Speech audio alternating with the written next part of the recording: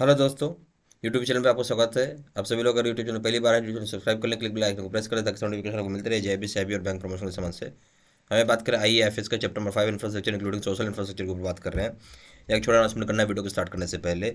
यहाँ पे हमारे पास दो प्रकार की कोर्सेज होती हैं। एक जो होता है जो कि 6 महीने की वैलिडिटी के लिए होता है, दूसरा जो होता है वो लाइफ लॉन्ग वैलिडिटी के लिए होता है। ठीक है। दोनों ही जगह आपको वीडियो कोर्सेज मिल जाएंगे, केस स्टडी का वीडियो मिल जाएगा, क्वेश्चन बैंक मिल जाएगा, मॉक टेस्ट मिल जाएगा, रिवीजन नोट्स मिल जाएगा। कोई भी वर्क करिए, चाहे इंडियन इकोनॉमी हो, प्रिंसिपल्स हो, अकाउंटिंग हो, रिटेल बैंकिंग हो, यहाँ सभी के दाम 1000 रुपये हैं और यहाँ सभी के दाम आपको 2000 रुपये हैं। ठीक है। कॉमो पे करेंगे तो यहाँ पे दाम है 2500 रुपये और इधर दाम है आपका 4000 रुपये। इंफ्रास्ट्रक्चर एंड इकोनॉमिक डेवलपमेंट के ऊपर बात करेंगे। तो सबसे पहला चीज़ क्या है आपको जो समझना है, इंफ्रास्ट्रक्चर होता क्या है। इंफ्रास्ट्रक्चर एक फाउंडेशन चीज़ है, एक बेसिक बिल्डिंग ब्लॉक बोलेंगे हम इसे। क्या बोलेंगे इसको? बेसिक बिल्डिंग ब्लॉक है, फाउंडेशन बोलेंगे, जो कि बहुत ज़रूरी होता है इकोनॉमी की ग्रोथ के लिए।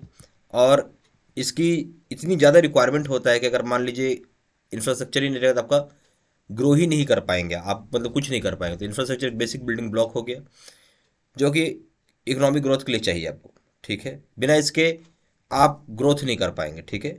तो इसके लिए बोला गया है कि इकोनॉमिक ग्रोथ के लिए जरूरी होता है, साथ ही इनकम्पास करता है फिजिकल, नेचुरल और ऑर्गेनाइजेशनल स्ट्रक्चर को जो जरूरी होता है इंफ्रास्ट्रक्चर। ठीक है। रिक्वायर्ड है क्यों? लॉन्ग टर्म इकोनॉमिक डेवलपमेंट के लिए इंफ्रास्ट्रक्चर क्यों चाहिए आपको? लॉन्ग टर्म इकोनॉमिक डेवलपमेंट के लिए। अब अपने इंफ्रास्ट्रक्चर समझते हैं क्या। इंफ्रास्ट्रक्चर एक रेलवे ब्रिज भी हो सकता है, इंफ्रास्ट्रक्चर रोड ब्रिज हो सकता है, infrastructure rail road sorry roadways हो सकते हैं, रोड जो बनी हुई है। इंफ्रास्ट्रक्चर हो सकता है कि पटरियाँ, जो रेल की पटरियाँ हैं वो हो सकता है। इंफ्रास्ट्रक्चर हॉस्पिटल हो सकता है। सोशल इंफ्रास्ट्रक्चर क्या होगा? हॉस्पिटल। सोशल इंफ्रास्ट्रक्चर और क्या होगा आपका? स्कूल। सोशल का मतलब होगा जिस पूरे जन को फायदा पहुंचाए, यानी भारत हमारा देश है, भारत में जितने भी लोग रहते हैं उसको सभी लोग उसको एक्सेस कर सकते हैं। और बिल्कुल आप समझिए फ्री ऑफ कॉस्ट है वो। चाहे हॉस्पिटल हो गया, सरकारी हॉस्पिटल हो गया, चाहे पार्क हो गया, सरकारी पार्कें जितनी होती हैं। ठीक है। तो ये सब चीज़ें क्या हो गया कि हर एक आदमी एक्सेस कर सकता है, इसको हम सोशल बोलते हैं। ठीक है। सोशल के आगे इंफ्रास्ट्रक्चर लगी, वो भी इंफ्रास्ट्रक्चर का ही पार्ट है। अब हम इकोनॉमिक इंफ्रास्ट्रक्चर के बारे में समझेंगे। इकोनॉमिक इंफ्रास्ट्रक्चर होता क्या है ये समझिए आप। इकोनॉमिक इंफ्रास्ट्रक्चर फैसिलिटेट करता है लेबर प्लस कैपिटल की मोबिलिटी पूरे विद इन बिटवीन इकोनॉमीज में। तो इंफ्रास्ट्रक्चर जो है फैसिलिटेट करता है लेबर प्लस कैपिटल की मोबिलिटी पूरे आपके इकोनॉमी के बीच में। ठीक है। इंफ्रास्ट्रक्चर जो है यहाँ पे प्रोवाइड करता है large number of job creation. Natural सी बात भाई, इंफ्रास्ट्रक्चर जब भी बनेगा तो large number of job creation होगा और उसकी संभावनाएं बढ़ जाएंगी। यानी इंफ्रास्ट्रक्चर जब भी होगा तो यानी आप जैसे रोड बना रहे हैं, रेलवे ब्रिज बना रहे हैं, बिल्डिंग बना रहे हैं, तो क्या हो रहा है? अब जब इंफ्रास्ट्रक्चर बना रहे हैं तो आदमी तो चाहिए आपको काम करवाने के लिए, तो जॉब क्रिएट कर रहे हैं और उसकी संभावना भी बढ़ जाती है। यहाँ जो हम बात करेंगे अवेलेबिलिटी की, अवेलेबिलिटी जो है हाई क्वालिटी इंफ्रास्ट्रक्चर का वो इंश्योर करता है आउटपुट प्रोडक्टिविटी का। यानी हम जो बात करें हाई क्वालिटी का इंफ्रास्ट्रक्चर अगर अवेलेबल हो जाता है, मुहैया होती है हाई क्वालिटी की इंफ्रास्ट्रक्चर, तो इस बात का श्योरिटी हो जाता है कि आउटपुट बढ़ जाएगा, प्रोडक्टिविटी भी बढ़ जाएगा। ये फैसिलिटेट करता है सर्कुलेशन करना कमोडिटीज़ का और रॉ मटेरियल्स का। क्या फैसिलिटेट करता है? फैसिलिटेट करता है सर्कुलेशन करना कमोडिटीज़ का, रॉ मटेरियल्स का। और साथ साथ इलिमिनेट कर देता है इनएफिशिएंसी और किसी भी प्रकार का इनएफिशिएंसी उसको हटा देता है, जिसकी वजह से आप बोल सकते हैं इफेक्टिव यूज़ कर पाएंगे पर स्कार्स रिसोर्सेज का। तो फैसिलिटेट क्या कर रहा है? फैसिलिटेट करता है सर्कुलेशन करना कमोडिटीज़ का और रॉ मटेरियल्स का, और साथ साथ इलिमिनेट करता है इनएफिशिएंसी, जिसकी वजह से आप बोल सकते हैं कि स्कार्स रिसोर्सेज का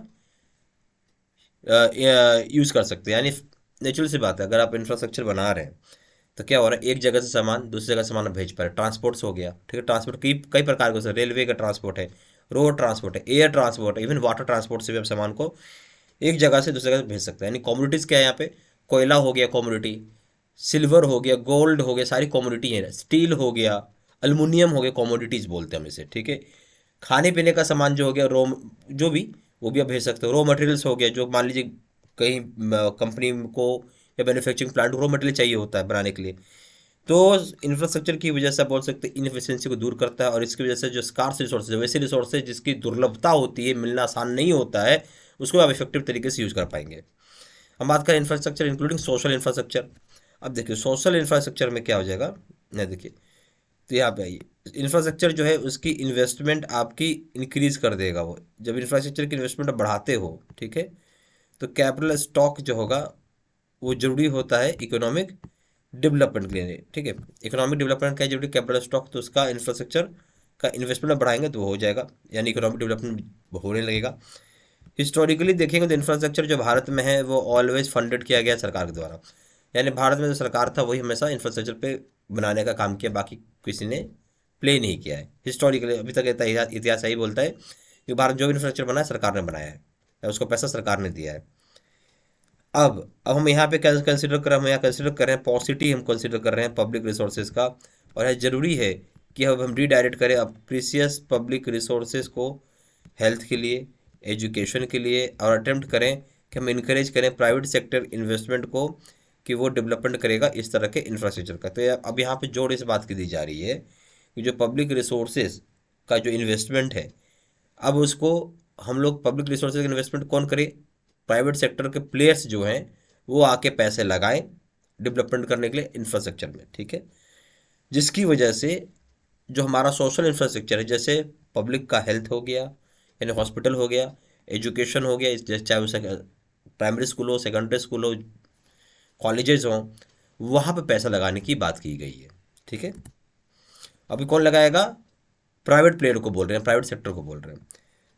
अभी करेंटली अगर आप देखेंगे जो सोर्स है फाइनेंस का बहुत ही ज़्यादा डिफरेंस है सेक्टर वाइज, है ना। तो जो आप बोल सकते हो सोर्स जो है फाइनेंस का बहुत ज़्यादा डिफर करता है डिफरेंट सेक्टर्स में। हम बात कर रहे हैं गवर्नमेंट मोनोपोली। जो गवर्नमेंट मोनोपोली में गवर्नमेंट कहाँ पैसा लगा रही है, जहाँ उसकी मोनोपोली है। उदाहरण के तौर पर अगर आप देखेंगे तो आपको समझ में आएगा कि सरकार कहाँ पैसा लगा रही है भाई। सरकार पैसा लगाती है जैसे मान लीजिए आपका ये रेलवे हो गया, तो गवर्नमेंट पैसा लगाती है जहाँ उसका मोनोपोली, जैसे रेलवेज और न्यूक्लियर प्लांट, ठीक है। ऐसी इंडस्ट्रीज जो कि डोमिनेट की जाती है सरकार के स्पेंडिंग के द्वारा। फिर इतना ही नहीं बल्कि ओवरसीज से पैसे आते हैं, ठीक है। प्राइवेट सेक्टर का इन्वेस्टमेंट आ रहा है, वैसा बात नहीं है, बहुत पैसा आ रहा है प्राइवेट सेक्टर से।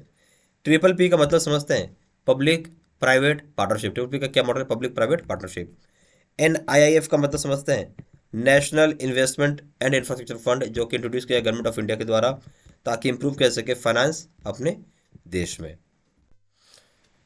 हम लोग बात करें इंफ्रास्ट्रक्चर क्या क्या इंक्लूड करेगा यहाँ पे, ठीक है। इंफ्रास्ट्रक्चर इंक्लूड्स लिखा, क्या इंक्लूड करता है, रोड्स इंक्लूड करेगा, बिल्कुल सही है, समझिएगा बहुत ध्यान से। पोर्ट्स को इंक्लूड करेगा, बहुत अच्छी बात है। एयरपोर्ट्स को भी करता है, इसमें कोई दो राय नहीं है। ब्रिजेस को करता है, ठीक बात है। रेलवेज को करता है, ये भी ठीक बात है। वाटर सप्लाई को करता है, ये भी ठीक बात है।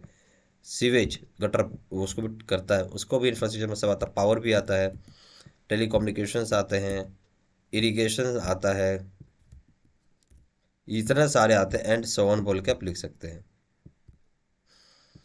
तो इंफ्रास्ट्रक्चर में क्या क्या इंक्लूड होता है, आपका रोड्स आ गया, पोर्ट्स आ गया, एयरपोर्ट्स आ गया, ब्रिजेज आ गया, रेलवेज आ गया, वाटर सप्लाई आ गया, पावर सॉरी सीवेज आ गया, आपका पावर आ गया, टेलीकम्युनिकेशन आ गया, इरिगेशन आ गया, इतना सारी चीज़ें आ गई। इतना ही नहीं है बल्कि स्कूल्स है, यहाँ लिखते चलिएगा, स्कूल्स है, ठीक है।